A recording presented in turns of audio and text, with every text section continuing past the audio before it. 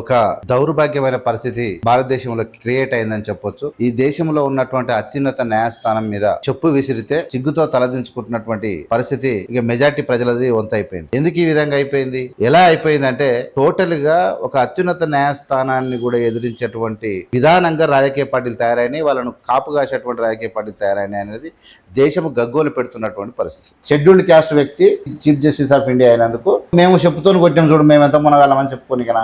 ఈ దేశంలో అత్యున్నతమైనటువంటి న్యాయస్థానం దేవాలయం, ప్రజల దేవాలయం అయినటువంటి సుప్రీంకోర్టు ప్రధాన న్యాయమూర్తి నిజంగా చెప్పాలంటే దేవుడే ఆయన. నిజమైనటువంటి ప్రజాదేవుడు ఎవరు ఇవ్వాల? భారత రాజ్యాంగంలో దేవుడు ఆయనే కదా. ఆ దేవుని మీద కాలు ఊటి విసిరినటువంటి వృద్ధుడు, మళ్ళీ అది కూడా 76 సంవత్సరాల స్వతంత్ర భారతదేశ అత్యున్నత న్యాయస్థానం చరిత్రలో ఇది ఒక ఘోరమైనటువంటి సంఘటన. ఇది ఒక చీకటి సంఘటన. యావత్ 140 కోట్ల భారత ప్రజానీకం ముక్కున వేలేసుకున్నటువంటి పరిస్థితి. 73-74 సంవత్సరాల వయసులో ఉన్నటువంటి రాకేష్ కిషోర్ అనే సీనియర్ అడ్వకేట్ ఖజురాహో టెంపుల్లో ఎలాంటి చర్యలు తీసుకోవడానికి కానీ సుప్రీంకోర్టుకు సంబంధం లేదు, అది సుప్రీంకోర్టు పరిధిలోకి రాదు అని చెప్పేసి అందరికీ తెలుసు. నేను విష్ణు భక్తుణ్ణి, మీరు విష్ణు భక్తుడు మొరపెట్టుకున్నటువంటి ఆ మొరను ఆలకించాలని చెప్పేసి పదే చెప్పడంతో సిజేఐ బిఆర్ గవాయి గారు ఆయన కూడా ఒక రకంగా ఆయనకు ఆశ్చర్యం వేసింది. ఎందుకు ఇట్లా సతాయిస్తున్నాడు, ఎందుకు ఈ రకంగా నేను విష్ణు భక్తుడు అయితే కావచ్చు, మీరు వెళ్ళి ఆ విష్ణుమూర్తి ముందు కూర్చొని మీరు ధ్యానం చేయండి. తప్పు కాదు కదా, అసలే తప్పు కాదు. ప్రేయర్ చేయడం అని తప్పు కాదు కదా. ప్రేయర్ చేయమంటే ఈ సైకో దాడి చేయడం ఏంది? తర్వాత ఆయన ఏమంటాడంటే ఇది భగవంతుడు నా చేత చేయించాడంటే, ఇది ఏంది? భగవంతుడు నీకు ఒక్కనికే కల్పించాడా? నీకు ఒక్కనికే ఎందుకు చెప్పాడు? ఇది ఆయన ఏమంటున్నాడు సార్, మీరు చూసి విన్నారా? అంటే పూర్తిగా ఒక ఆర్ఎస్ఎస్ గాని ఒక బీజేపీ యొక్క కనుసంధానంలో అన్నీ ఎముడ్చుకొని ఒక సైకోలాగా మారినటువంటి ఈ వృద్ధుడు ఈ దేశ అత్యున్నత న్యాయస్థానం మీద చెప్పుతో దాడి చేసిండా చేయలేదా? చెప్పుతో దాడి చేసిండు. ప్రధానమంత్రి కూడా ఖండించాడు. నేను కొట్టినట్టు చేస్తా, నువ్వు ఏడ్చినట్టు చెయ్యి. క్లియర్ గా బీజేపీని సమర్థించుకుంటూ వస్తున్నాడు, యోగి ఆదిత్యనాథ్ని సమర్థించుకుంటూ వస్తున్నాడు, మోడీని సమర్థిస్తున్నాడు. ఈ దేశంలో మోడీ బుల్డోజర్లు పెట్టి మొత్తం కింద మీద చేయడం మొత్తం రైట్ అంటున్నాడు. అంటే పూర్తిగా ఒక సైకోలాగా మారిపోయింది. ఈయన ఒక లా చదువుకున్న వ్యక్తి అంటే అలాంటి వ్యక్తి లోపల కూడా మస్తిష్కంలో ఒక దుర్మార్గమైన బుద్ధి ఉందా లేదా? తప్పకుండా ఉంది. ఇప్పుడు ఆయన తప్పుడు జడ్జిమెంట్ ఇస్తే ఆ సీజ్ చేసి తప్పింటే తప్పని నిరూపించాలి తప్ప చెప్తాడు కొడతారా? చెప్తాడు కొట్టకూడదు, అలాంటి ఆలోచనే రాకూడదు. కొంతమంది సమర్థిస్తున్నారు, అవును ఆర్ఎస్ఎస్ కానీ ఇంకోరు కానీ అవును తప్పు తీర్పిచ్చిండు కాబట్టి మేము కొట్టామంటే తప్పుడు తీర్పులని నీకు అనిపిస్తుంది సరిపోతుందా? తప్పుడు తీర్పులు ఇస్తే ఏ కులమనైనా మనం కొడదామా? చీఫ్ జస్టిస్ సాహెబ్ తప్పుడు తీర్పిస్తే చెప్తాను కొడతామా? నమస్తే ఫ్రెండ్స్, నమస్తే. నేను మీ Anaposthula Venkatesham. Welcome to AVM media. భారతదేశంలో ఒక దౌర్భాగ్యమైన పరిస్థితి భారతదేశంలో క్రియేట్ అయిందని చెప్పొచ్చు. ఈ దేశంలో ఉన్నటువంటి అత్యున్నత న్యాయస్థానం మీద చెప్పు విసిరితే సిగ్గుతో తలదించుకుంటున్నటువంటి ఇక మెజార్టీ ప్రజలది వంతైపోయింది. ఎందుకు ఈ విధంగా అయిపోయింది అని అంటే, ఎలా అయిపోయిందంటే టోటల్గా ఒక అత్యున్నత న్యాయస్థానాన్ని కూడా ఎదిరించేటువంటి విధానంగా రాజకీయ పార్టీలు తయారైనాయి. వాళ్ళను కాపు కాసేటువంటి రాజకీయ పార్టీలు తయారైనాయి అనేది దేశం గగ్గోలు పెడుతున్నటువంటి పరిస్థితి. అయితే ఈ దౌర్భాగ్యమైనటువంటి పరిస్థితిని చూసి ఏం చేయాలో అర్థం కాలేదు. ఉస్మానియా ప్రొఫెసర్ వెంకటరాజన్ గారు మనతో ఉన్నారు. సార్ నమస్తే. నమస్తే. మీరు కూడా సుమారు రిటైర్ అయ్యారు, అనేక కళాశాలలో పనిచేసారు, అనేక మంది విద్యార్థులను చూసారు, కోర్టులో సీజీఐలను కూడా మీరు చూసారు. ఇంత అంటే పెద్ద ఎక్కడో ప్రాణాలు తీస్తేనో ఆస్తులు గోలేస్తేనో సీజీఐ పెద్ద ఎత్తున కొన్ని వేల కుటుంబాలకు నష్టాలు చేస్తేనో ఏదో దాడి జరిగిందంటే అర్థం ఉంది. కానీ ఒక చిన్న విషయాన్ని పట్టుకొని ఒక విగ్రహం యొక్క తలకు అంటే అది ఎవరైనా దాడి చేసింది కూడా కాదు, అది ఆర్కియాలజీ ప్రకారం ఎప్పటి నుంచో ఉంది అది. అలాంటి దాని విషయంలో సీజీఐ కూడా ఒక మాట ఏమన్నాడు, భక్తిని పునరుద్ధుకున్న విషయంలో ఏమన్నాడు అన్నపై తప్పు కూడా లేదు. అలాంటి విషయానికి బూటు కాలు తీసి ఈ దేశంలో అత్యున్నతమైనటువంటి న్యాయస్థానం దేవాలయం, ప్రజల దేవాలయం అయినటువంటి సుప్రీంకోర్టు ప్రధాన న్యాయమూర్తి నిజంగా చెప్పాలంటే దేవుడే ఆయన. నిజమైనటువంటి ప్రజాదేవుడు ఎవరు ఇవ్వాల? అట్లాంటి అన్ని భారత రాజ్యాంగంలో దేవుడు ఆయనే కదా. ఒక విశ్వాసం. ఆ దేవుని మీద బూటు విసిరినటువంటి వృద్ధుడు, మళ్ళీ అది కూడా అంటే ఒక 70, 50, 60, 70 ఏళ్ళు ఉన్న ఒక వ్యక్తి, అనుభవం కలిగి ఆలోచన కలిగినటువంటి ఒక వ్యక్తి చేసినప్పుడు మీలాంటి వాళ్ళకి ఎలా అనిపించింది, ఏమనిపిస్తుంది? ఇది ముఖ్యంగా చెప్పాలంటే 76 సంవత్సరాల స్వతంత్ర భారతదేశ అత్యున్నత న్యాయస్థానం చరిత్రలో ఇది ఒక ఘోరమైనటువంటి సంఘటన. ఇది ఒక చీకటి సంఘటన. యావత్ 140 కోట్ల భారత ప్రజానీకం ముక్కున వేలేసుకున్నటువంటి ఒక పరిస్థితి.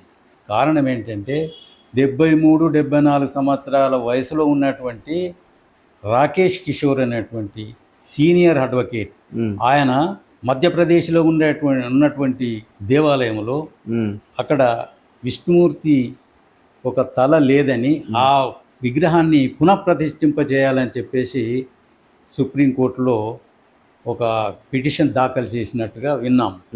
అయితే అది ముఖ్యంగా ఈ ఖజురాహో దేవాలయము అది ఆర్కియాలజికల్ డిపార్ట్మెంట్కు సంబంధించింది. పైగా అది వరల్డ్ హెరిటేజ్కి సంబంధించినటువంటిది. ఖజురాహో టెంపుల్లో ఎలాంటి చర్యలు తీసుకోవడానికి కానీ సుప్రీంకోర్టుకు సంబంధం లేదు, అది సుప్రీంకోర్టు పరిధిలోకి రాదు అని చెప్పేసి అందరికీ తెలుసు. ఆ విధంగా అలాంటి విషయాన్ని ఆర్కియాలజీ డిపార్ట్మెంట్కు దృష్టికి తీసుకెళ్తే వాళ్ళు దాన్ని పరిశీలించి రిజెక్ట్ చేశారు. అంటే వాళ్ళ పరిధిలో కూడా లేదు, అది వాళ్ళు దాన్ని పునరుద్ధరించడానికి కూడా వీల్లేదు. ఆ విధంగా నేను ఒక ఉదాహరణ చెప్తాను. ఇప్పుడు నాగార్జున సాగర్లో ఉన్నటువంటి బుద్ధవనంలో మేము 86 ఆ ప్రాంతంలో అంతకు ముందు కూడా వెళ్ళినప్పుడు బుద్ధుని యొక్క విగ్రహానికి ఒక చెయ్యి లేకుండా ఉన్నది. అంటే అది అలాగనే, అది తవ్వకాల్లో లభించింది, అది అలాగనే పెట్టారు. కానీ మళ్ళీ దానికి బుద్ధ విగ్రహానికి ఒక చెయ్యి తొడగాలని, చెయ్యి తొడిగించిన ఆ దాఖలాలు ఇప్పటి వరకు అయితే లేవు. మరి అదే రకంగా ఈ ఖజురాహో దేవాలయంలో విష్ణుమూర్తి తల లేకుండా ఉన్నాడు అనేటువంటిది వాళ్ళకి ఇప్పుడే వచ్చిందా ఆలోచన? ఇప్పుడే చూశారా? మరి ఇప్పుడే ఈ సమస్యని ఎందుకు ఇంత గగ్గోలు పెట్టి ఈ చర్యను ఇది ఒక దేశం లెవెల్లో ఒక అచంచలమైన, అంటే ఒక రకమైనటువంటి సమస్యని క్రియేట్ చేయడానిక అనేటువంటిది ఉంది. అయితే ఎప్పుడైతే ఆర్కియాలజీ డిపార్ట్మెంట్ ఇది మా పరిధిలో లేదు, చేయడానికి వీలు లేదని రిజెక్ట్ చేసినప్పుడు ఇప్పుడు సుప్రీంకోర్టులో పిటిషన్ దాఖలు చేశాడు. ఎవరు? ఈ రాకేష్ కిషోర్. ఈ రాకేష్ కిషోరు చేసినటువంటి ఒక చర్య, దాన్ని chief justice of India B R Gavai garu దాన్ని పరిశీలించి ఇది సుప్రీంకోర్టు పరిధిలో లేదు, నా పరిధిలో లేదు, నేను దానికి ఎలాంటి సమాధానం చెప్పడానికి కూడా నేను ఇది లేదని ఒక విషయం చెప్పాడు. ఇది మీరు కావాల్సుకుంటే దాన్ని ప్రతిష్ఠింప చేయాలని చెప్పేసి అంటే మీ అంతటా మీరు చేసుకోవచ్చు అనేటువంటిది కూడా దాన్ని ఆయన చెప్పలే. ఎందుకంటే అది ఎవరి పరిధిలో, అది వరల్డ్ హెరిటేజ్ కానీ లేదంటే మనం ఆర్కియాలజీ ఉంటుంది కదా, వరల్డ్ హెరిటేజ్ కానీ లేక ఆర్కియాలజీ, ఈ రెండు డిపార్ట్మెంట్లు కూడా అది రిజెక్ట్ చేసినాక అయిపోయాయి. అలా అప్పుడు ఈయన ఏం చేసిండు? ఎక్కువ సార్లు ఒత్తిడి తెచ్చిండా జడ్జి పైన? నేను విష్ణు భక్తుణ్ణి, మీరు విష్ణు భక్తుడు మొరపెట్టుకున్నటువంటి ఆ మొరను ఆలకించాలని చెప్పేసి పదే చెప్పడంతో సిజేఐ అంటే సుప్రీంకోర్టు ప్రధాన న్యాయమూర్తి బిఆర్ గవాయ్ గారు, ఆయన కూడా ఒక రకంగా ఆయనకు ఆశ్చర్యం వేసింది. ఎందుకు ఇట్లా సతాయిస్తున్నాడు, ఎందుకు ఈ రకంగా నేను విష్ణు భక్తుని అయితే కావచ్చు, విష్ణు భక్తుని అయితే నేను ఒప్పుకుంటాను, కానీ ఈ సమస్యను నేను పరిష్కరించలేను, సుప్రీంకోర్టు పరిష్కరించదు.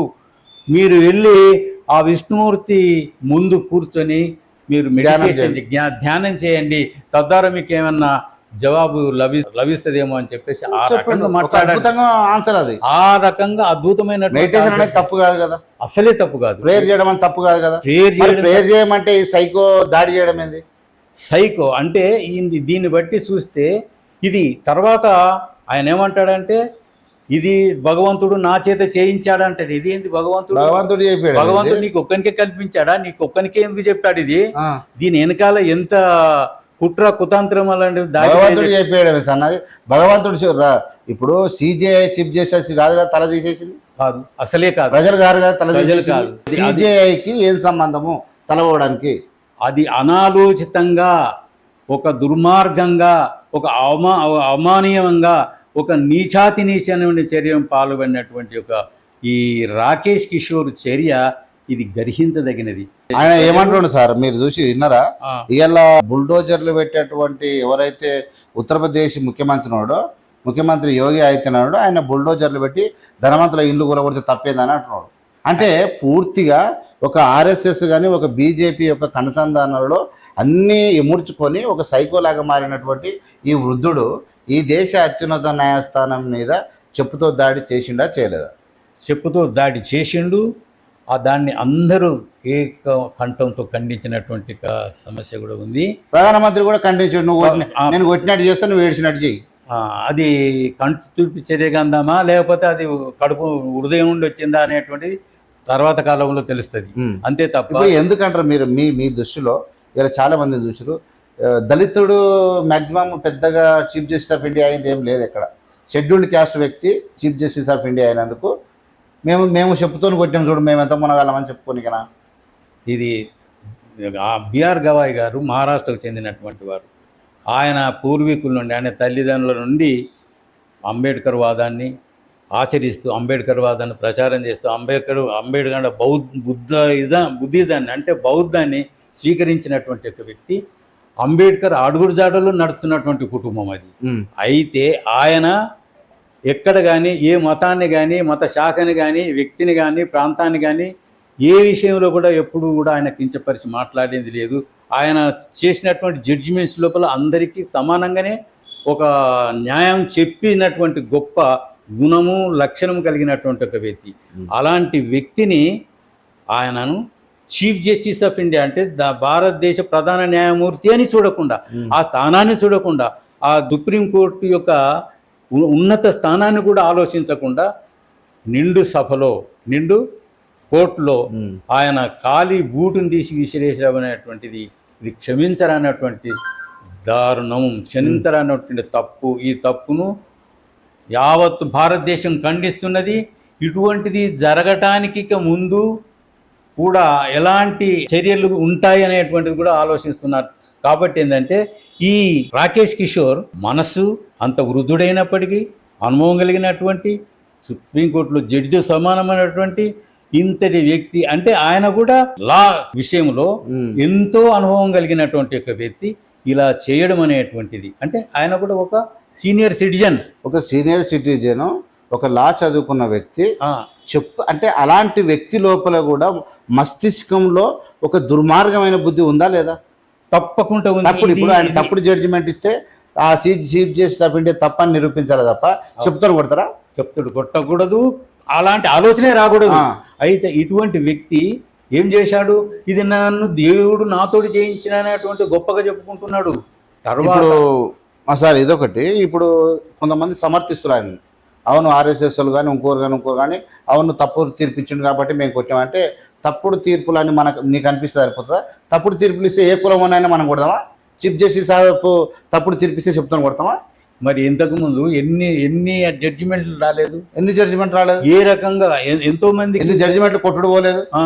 అయితే దీన్ని ఒక పద్ధతి ప్రకారం, అంటే ఈ ముసలి అడ్వకేట్ వెనక ఒక అతీతమైనటువంటి కాదు, ఒక అదృశ్యమైనటువంటి శక్తులు ఆయనను ప్రేరేపించాయి. మీరు విన్నారా? ఒకసారి వినండి, ఇక్కడ ఏం చెప్తున్నా చూడండి. सुप्रीम कोर्ट बैठा हुआ है, बोलिए क्या उनके लिए जब एक अवैध संपत्ति है तो उसपे काहे క్లియర్ గా బీజేపీని సమర్థించుకుంటూ వస్తున్నాడు, యోగి ఆదిత్యనాథ్ని సమర్థించుకుంటూ వస్తున్నాడు, మోడీని సమర్థిస్తున్నాడు. ఈ దేశంలో మోడీ బుల్డోజర్లు పెట్టి మొత్తం కింద మీద చేయడం మొత్తం రైట్ అంటున్నాడు. అంటే పూర్తిగా ఒక సైకోలాగా మారిపోయింది ఈయన. సైకోలాగా అతని స్వయం అంటే సొంత విషయం అయినప్పటికీ కూడా అది తన వరకే ఉంచుకోకుండా దీన్ని ఆ దురుద్దేశంతో, తర్వాత చెడు గుణముతో, మానవత్వం మరిచి, తన స్థానాన్ని కూడా మరిచి ఉన్నత స్థానంలో ఉన్నటువంటి ఒక వ్యక్తిని ఆ రకంగా బూటుతో విసరడం అనేటువంటిది ఇది దేశ చరిత్రనే కాదు, న్యాయ వ్యవస్థ చరిత్రలో ఇది ఒక చీకటి దినం. దీన్ని ఎప్పుడైనా కానీ మనం ఖండించవలసిందే, అందరూ ఖండించవలసిందే. ఆయనకు తగినటువంటి తగినటువంటి గుణం చెప్పవలసిందే. ఆ రకంగా చెప్పకపోతే ఆయన అనుకోవాలన్నటువంటి శక్తులు ఏవైతే ఉన్నాయో ప్రేరేపిస్తున్నాయి.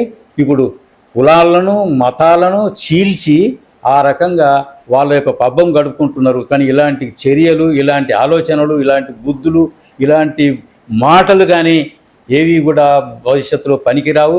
యావత్ భారతదేశం సమాజం అది మన సభ్య సమాజం చూస్తుంది, నువ్వు ఏం మాట్లాడుతున్నావు, ఏం చేస్తున్నావు. ఈ సభ్య సమాజం అనేటువంటి చూస్తుంది. ఇది విదేశ అంటే ప్రపంచంగా చూస్తే మాత్రం భారతదేశం తల వంచుకునేటువంటి పరిస్థితి ఇది.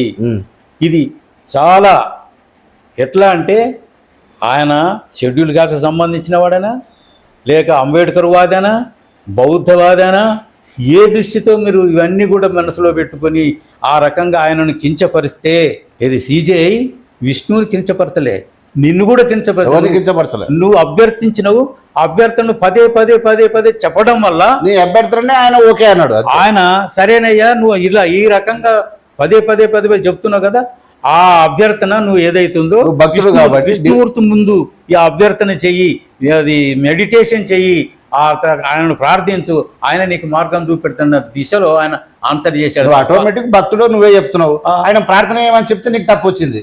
అది ఎట్లా తప్పు అసలే కాదు. కాబట్టి మీరు చేసినటువంటి, నీతో చేయించినటువంటి దేవుడు కాదు, నీతో చేయించినటువంటి వ్యక్తులు, సంస్థ ఏదైతే ఉందో అది భారతదేశానికి, భారత ప్రజలకు తెలుసు, అందరు చూస్తున్నారు, ఈ సభ్య సమాజం చూస్తుంది, సభ్య సమాజం నుండి కూడా నీకు తగిన సమాధానం వస్తుంది. కానీ నువ్వు మనిషిగా ప్రవర్తించకపోతే, నువ్వు ఒక సీనియర్ సిటిజన్గా ఉండి, ఒక సీనియర్ అడ్వకేట్గా ఉండి, నువ్వు కూడా ఒక న్యాయ వ్యవస్థలో ఒక తన జ్ఞానాన్ని పంచినటువంటి వ్యక్తివి, నువ్వు కూడా జడ్జిమెంట్లు తీర్మానాలు ఇచ్చినటువంటి వ్యక్తివి, నువ్వు సపోర్ట్ చేసినటువంటి వ్యక్తివి, ఆయా సమస్యలన్నీ ఎక్కడ చూపెట్టకుండా ఇది చూసుకుంటూ కేవలం ఈ సిజేఐ మీద, ప్రధాన న్యాయమూర్తి మీద ఈ రకంగా చేయడం అనేటువంటిది ఎట్టి వేలలో ఎట్టి పరిస్థితుల్లో నిన్ను క్షమించరాదు, క్షమించకూడదు. భారతదేశ చరిత్రలో మీది ఒక చీకటి సంఘటన, దుర్మార్గమైనటువంటి సంఘటన. ఆ రకంగా ప్రజలు మిమ్మల్ని గుర్తించుకుంటారు. ఓకే, అది సార్. ఇది ఒకసారి ఈ కథ చూడండి. नहीं चलेगा, इन सब चीजों से मैं आहत हूँ और रहूंगा. तो इसके अलावा एक सवाल ये भी है कि सनातन के खिलाफ भी बोलने वालों की संख्या बढ़ती जा रही है, इस पर आपका क्या कहना है? नहीं, अब बात ये है कि भाई हजारों साल हम सबके गुलाम ही रहे, जो छोटी छोटी कौम आई वो हम पे राज करके चली गई. అంటే ఈయన డైరెక్ట్ సింపుల్ గా ఈ వ్యక్తి చేస్తున్నటువంటి ఒక శాడిజంలో మునిగిపోయింది ఈయన. అవునవును. ఈ శాడిజంలో మునిగిపోయినటువంటి ఈ వ్యక్తి పూర్తిగా చేసినటువంటి, అంటే ఒక అవకాశం ఎంతుందంటే చెప్పుతో ఎవరిని కొడతాం. సిజేఐపై జరిగినటువంటి దాడి ఏదైతే ఉందో ఇది ఆకలి దాడి కాదు, ఇది పేదరికం దాడి కాదు, ప్రారంభమే. ఇది పేదరికంతో ఉన్న దాడి కాదు, ఇది ఆకలి కేకల దాడి కాదు, ఇది వంశ పారంపర్యంగా సిజేఐ కుటుంబం వచ్చి ఈ దేశాన్ని దోసుకుతిన్న దాడి కాదు, ఇది తెగబలిసిన దాడి, ఇది ఖండ కావృతం చేసినతో దాడి. ఇలా నీదేందో విగ్రహం అని ఆ విగ్రహానికి ఆయనకు సంబంధం లేకుండా నువ్వేంది, ఆ విగ్రహం నీది కాదు, ఈ దేశ సంపద అది. ఈ విగ్రహాలున్నా ఈ దేశంలో ఉన్నటువంటి దేవాలయాలైనా లేదంటే నదులైనా సముద్రాలైనా ఏవైనా కావచ్చు, ఈ దేశంలో ఉన్న సంపద అంతా అందరి సంపద. నీ అయ్య జాగిరి కాదు, నీ అబ్బ జాగిరి కాదు.